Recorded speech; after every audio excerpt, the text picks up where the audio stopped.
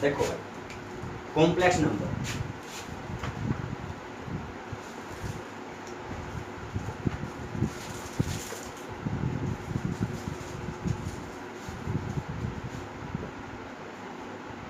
Complex number का मतलब है सम्मिश्र संख्या।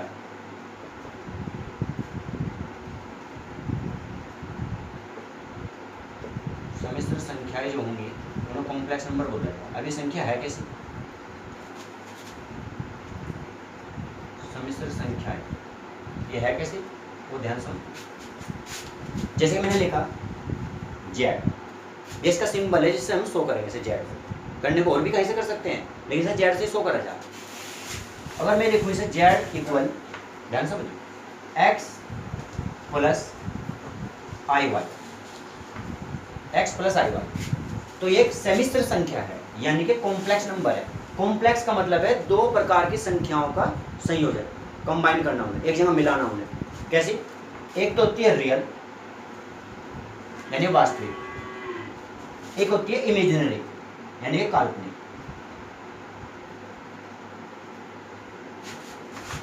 यानी रियल और इमेजिनरी। अब ये इमेजिनरी है कैसे? जो इसके साथ आई लगा हुआ है, आई फॉर इमेजिनरी, इमेज यानी काल्पनिक। तो वास्तविक रियल यानी वास्तविक, वास्तविक संख्या तथा काल्पनिक संख्याओं का जो योग होगा उसे हम बोलेंगे सम्मिश्र संख्या यानी कि कॉम्प्लेक्स नंबर। समझ गए? रियल और इमेजिनरी का कॉम्बिनेशन ही क्या होगा? Complex number. समझ गए बात? जैसे कि अगर मैं लिख दूं कोई जेड 2 + 3i, ये कॉम्प्लेक्स नंबर है 2 + 3i। अच्छा, इसे हम उस पर भी दिखा सकते हैं, प्लेन पे, किसी प्लेन पे दिखा सकते हैं। जैसे कि हमारा ये एक्स वाई प्लेन है, ये एक्स ये वाई प्लेन, एक्स वाई के साथ एक्स वाई जेड प्लेन भी होता है 3D शेप में।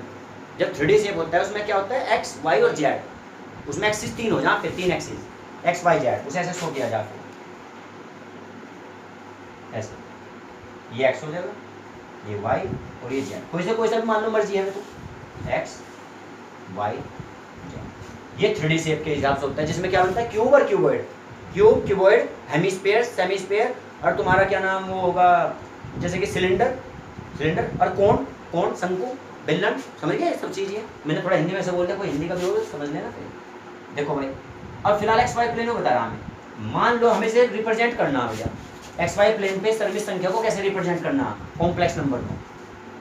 ये रियल नंबर है, तो कहीं ना कहीं तुमने ये पढ़े होंगे एक्स एक्सिस और Y axis, X axis Y axis, straight line वगैरह में, कहीं सरल रेखा में 10th क्लास वगैरह में बताया गया होगा, ग्राफ सिखाने में बताया गया होगा। तो ये जो है एक्स एक्सिस वो तो है 2, और जो वाई एक्सिस है वो लेंगे इसका काल्पनिक वाला जो हिस्सा है ना, इसका इमेजिनरी पार्ट, उसका ये लेंगे कोफिशिएंट, कोफिशिएंट इसका 3, ये 2 3 बन गया। तो इसे रिप्रेजेंट कैसे करेंगे? ये तो होता है ओरिजिन, मूल बिंदु 0 0, जिसे ओ कहते हैं, और क्या होता है 0 0, सुना होगा ना, ओरिजिन पॉइंट, ओरिजिन पॉइंट है 0। अब हम यहाँ से कैसे करेंगे? जैसे यहाँ से यहाँ तक 1 है, यहाँ से यहाँ तक 2 3 4 5 6 पॉजिटिव, ये एक्स एक्स है, और ये कौन सा है तुम्हारा? वाई एक्स, उसके हिसाब से करें। और ये पॉजिटिव होता है, ये भी क्या होता है? पॉजिटिव। एक्स पॉजिटिव इधर तो एक्स नेगेटिव इधर, वाई पॉजिटिव ऊपर तो वाई नेगेटिव नीचे। तो ये हो गया जैसे कि अब ये 3, ये 1 2 3 4 5 ऐसे बहुत सारे चलेंगे, इधर नेगेटिव चलेंगे, फिर ये 1 2 3 4 5 इधर भी नेगेटिव में हो जाएंगे। ठीक, हमारे तो पॉजिटिव है, तो ये कौन से क्वाड्रेंट में होंगे? फर्स्ट क्वाड्रेंट, ये भी प्लस और ये भी प्लस, तो फर्स्ट क्वाड्रेंट में मिलेंगे। ठीक है, प्लस प्लस, और कितना? एक्स पे तो 2 चलना, हमें एक्स पे कितना चलना? 2, जैसे कि 1 और 1 2 चल पड़े, लेकिन पॉइंट मिलेगा ना अभी हमें। फिर वाई पे 3 चलना, पॉजिटिव की साइड चले नेगेटिव की साइड? पॉजिटिव, ऊपर की तरफ 3, तो 1 2 3, तो इधर से तो 2 चले थे, इधर से 3, इसे ऊपर को बढ़ा हुआ ऐसे ऐसे ऐसे ऐसे, इधर से इधर बढ़ा हुआ ऐसे ऐसे ऐसे ऐसे। तो यहाँ जहाँ कहीं दोनों बिंदु का पॉइंट आएगा, ये जो बिंदु है हमारा, ये बिंदु है हमारा, जैसे कि अभी से नाम दे दिया ए, और यहाँ लिख दिया हमने 2 3। तो हमने किसी कॉम्प्लेक्स नंबर को, किसी कॉम्प्लेक्स नंबर को क्या कर दिया? रिप्रेजेंट कर दिया, किस पर? प्लेन पर। तो ये भी ऐसा ही है जैसे हमने कभी स्ट्रेट लाइन वगैरह पढ़े थे, वो वही है सब कुछ ये। तो ये तो तुम्हें बताया मैंने कि पहली बात तो कॉम्प्लेक्स नंबर कैसी होगी? रियल पार्ट इमेजिनरी पार्ट का कॉम्बिनेशन, उन दोनों का कॉम्बिनेशन। वो मैंने तुम्हें एक्स वाई के हिसाब से दिखा दिया, लिखा हुआ, ये मैंने संख्या के साथ दिखा दिया, नंबर के हिसाब से। एक बात और सुनो, इसे कभी कभी कुछ राइटर की बुकों में इस तरह भी दे देंगे, बुक चेंज हो जाना, राइटर के नाम बदल जाना, सब चेंज, ऐसे भी लिख देते हैं। ऐसे देखो a प्लस आई बी, बात वही है, ये रियल पार्ट ये इमेजिनरी पार्ट, तो इसके साथ आई है और उससे पहचान हो जाएगी। तो कुछ राइटर की बुक में तो ऐसा लिखा मिलता है, अब कुछ राइटर की बुक में एक्स वाई के हिसाब से देते हैं इसे, और कैपिटल हो या स्मॉल हो उससे फर्क नहीं पड़ता कुछ, स्मॉल एक्स स्मॉल वाई ऐसे भी लिख सकते हैं, कैपिटल ए कैपिटल बी ऐसे भी लिख सकते हैं। बात समझ आई? इन्हीं क्वेश्चनों में देखो क्या होता है, फिर ध्यान समझना, इसमें एक तो निकालना पड़ता है पोलर फॉर्म, काम तो देखो 12 दिन का है कम से कम, बता रहा हूं तुम्हें। एक तो निकालते हैं पोलर फॉर्म, इसे ट्रिग्नोमेट्रिक फॉर्म भी कहते हैं, हिंदी में बोलने से ध्रुवीय रूप, हिंदी में क्या है ध्रुवीय रूप, पोलर फॉर्म, ट्रिग्नोमेट्रिक फॉर्म। ये कैसा होता है, जैसे कि हमारे एक तरफा लिखा हुआ है a प्लस आई बी, या एक्स प्लस आई वाई कह लो, एक्स प्लस आई वाई मर्जी है, तो इसके सामने हम एक मान लेते हैं इक्वेशन, वो कौन सी है, R A cos theta, R बाहर cos theta plus i sin theta, इसके बराबर ये मानना चाहते हैं।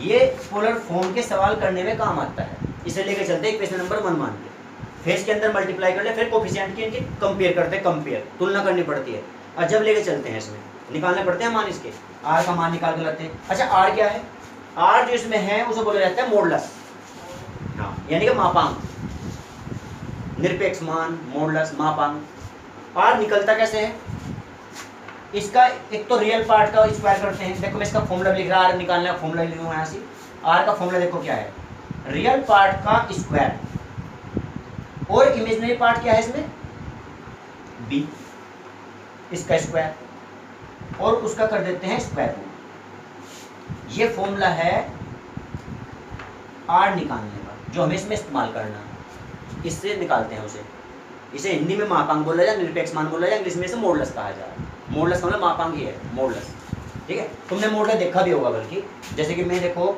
एक यहाँ से लिख दिया मैंने 8 जैसे, इसे मॉडुलस कहेंगे, पढ़ा तो होगा मॉडुलस, एक और भी इसके, जैसे हिंदी के 2 नाम है इसके, निरपेक्ष मान और मापांक, ये दो नाम तो हिंदी के हैं, ऐसे इंग्लिश के भी 2 नाम है इसके, एक तो मॉडुलस, एक है एब्सोल्यूट वैल्यू, एब्सोल्यूट वैल्यू पढ़ा होगा कहीं, एब्सोल्यूट वैल्यू जिसे निरपेक्ष मान कहा जा, तो मॉडुलस लगा दिया जा। ये वो चीज़ है, अगर अभी भी ना समझे हो, जैसे मान लो मैंने +2 कहा, इसका निरपेक्ष मान देखो क्या होगा, +2 का मॉडुलस करेंगे और वो रिजल्ट में 2 ही आएगा, फिर भी कैसा प्लस का ही आएगा, प्लस का। लेकिन जो माइनस का 3 है उसमें माइनस का 3 करा, उस पर मॉडुलस लगाया, वो पॉजिटिव बनेगा, यानी कि प्लस का है तो भी पॉजिटिव और माइनस का है तो भी पॉजिटिव। कहने का मतलब ये, जब भी ये मॉडुलस लग जाएगा पॉजिटिव ही आएगा, मतलब मॉडुलस वो काम करता है, जो नेगेटिव वैल्यू है तो उसे पॉजिटिव कर देगा, और पॉजिटिव तो पॉजिटिव रहेगी, मतलब कहने का मतलब ये है अगर मॉडुलस लग गया तो पॉजिटिव रहेगा, बस सब कुछ क्या रहेगा, पॉजिटिव। वो कारण भी सुन लो क्यों, देखो मापांक हिंदी शब्द में समझ लो पहले, मापांक इसका मतलब है माप, माप का मतलब है नाप, और नाप का मतलब है लंबाई, और लंबाई और दूरी, यानी इंग्लिश मीडियम के हिसाब से लेंथ और डिस्टेंस कभी निगेटिव नहीं हो। कहीं ना कहीं तो सुना ही होगा कि लेंथ या कभी निगेटिव नहीं होती, दूरी, मान लो हम क्या लगा किसी को, मान लो किसी का रिजल्ट आया, मान लो किसी का डिस्टेंस, हमने स्पीड डिस्टेंस टाइम के छोटी क्लास में सवाल करे हो तुमने, speed distance time 6th 7th 8th class में कहीं ना कहीं करे होंगे, वो आ गई तुम्हारी बाई चांस -4 किलोमीटर डिस्टेंस है ना, -4 किलोमीटर आ गई तुम्हारी, कितने है, -4 किलोमीटर दूरी तय करी किसी ने, तो उसे आंसर कैसे लिखते, फिर उस आंसर को लास्ट में जाके लिखते हैं 4 किलोमीटर, निगेटिव चीज को छोड़ दिया जा, नेगेटिव को छोड़ दिया, क्योंकि दूरी कभी नेगेटिव नहीं होती, डिस्टेंस कभी नेगेटिव नहीं होता, ऋणात्मक चिन्ह नहीं रहता उनमें। ऐसे मान लो तुम्हें ये बात तो बहुत सारी जगह चलती है, जैसे कि एक मान लो कि राम है कोई, राम, तो राम्स एज, इस एपोस्ट्रोफी का मतलब होता है का के की, तो इस राम लिखने से पता क्या बनता है, इसका मतलब है राम की एज, यानी कि आयु। अब इसमें ऑफ दिख रहा है तुम्हें कहीं, ऑफ, जब तुमने इंग्लिश में सुना होगा ऑफ का मतलब का के की होता है, ऑफ का मतलब का के की, तो ऐसे बोलने में तो इनको देखो राम की आयु, तो कहीं ऑफ वगैरह होना चाहिए था। ये एपोस्ट्रोफियस का मतलब होता है, इसका मतलब का के की होता है, करने वाला, उसमें भी चलता है करने वाला, कोई किसी काम को करने वाला ना एपोस्ट्रोफियस लगा दे। तो राम की आयु, राम की आयु मान लो कि -25 आ गई, आयु कभी निगेटिव होती है, एज किसी की एज निगेटिव होती है कभी, तो वहां भी -3 छोड़ दिया जाए, तो नहीं उसे क्या लिखते हैं फिर 25 ईयर, 25 ईयर्स लिख देंगे यानी कैसी होगी इसकी पॉजिटिव, नेगेटिव चिन्ह छोड़ दिया जा। तो कहीं कहीं सिचुएशन ऐसी होती है जहाँ माइनस को छोड़ा जा, नेगेटिव चिन्ह छोड़ दिया जा, ठीक है। तो अब यहाँ क्या बताया था कि माइनस वाला पॉजिटिव बन जाएगा, प्लस वाला भी पॉजिटिव बनेगा। इसका काम है मॉडुलस, मापांक। इसका मतलब होता है नापने से, लंबाई दूरी से होता है इसका मतलब। चलो क्या ठीक। तो ये क्या निकालते हैं इससे, मॉडुलस। फॉर्मूला है ये, कैसे रियल पार्ट का स्क्वायर करते हैं और इमेजिनरी पार्ट का स्क्वायर करते हैं, उसका स्क्वायर रूट करते हैं फिर बस। ये निकालने का तरीका है इसका। और सुनो, ये थीटा कैसे फाइंड करते हैं, इसका नाम भी सुन लो। वैसे तो इसे कोणांक कहते हैं, कोणांक। अब इसे आर्गुमेंट बोलते हैं इसमें, हरी उसमें लैंग्वेज में आर्गुमेंट बोलेंगे। तो इसमें क्या बोलेंगे हम इसे, थीटा। इसका फॉर्मूला देखो क्या है, थीटा बराबर tan inverse modulus, imaginary part ऊपर लिखा जा, या तो IMG लिख दो, या फिर हम इसमें देखो क्या शो करेंगे। अब तुम इसे XY के हिसाब से मान रहे, AB के हिसाब से मान रहे। ये तो मैंने AB के हिसाब से लिख दिया, तुम्हें AB मानना थोड़ी देर के लिए। तो इमेजिनरी पार्ट कौन सा है इसका, ऊपर रखेंगे। रियल पार्ट कौन सा है इसका, बात समझ आई क्या। इसी फॉर्मूले को हम ऐसे भी लिख सकते थे, IMG शॉर्ट में बस। ये है IMG, इससे पता क्या लग जाएगा, इमेज है ऊपर, क्या है वो, नीचे लिखते हैं REL, ऐसे लिख कर छोड़ दे, रियल शॉर्ट में मतलब। उससे पता लग जाए कि ऊपर काल्पनिक इमेजिनरी पार्ट है, नीचे कौन सा, रियल पार्ट। y/x भी लिख सकते हैं, ऐसे करते हैं, y/x लिख देते हैं हम, y/x भी लिख देंगे। लेकिन वो हमारे सवाल पर डिपेंड करेगा। जैसे कि मान लो तुम्हें छपा हुआ क्वेश्चन मिल गया, एग्जाम के अंदर छपा हुआ क्वेश्चन मिला, उसने कहीं सिंपल में ऐसे दिखा रहा कि x y, तो तुम्हें अपने फॉर्मूले को उसमें कन्वर्ट करना पड़ता है। देखो जैसे कि यही फॉर्मूला था, ये फॉर्मूला हम ऐसे भी लिख सकते थे,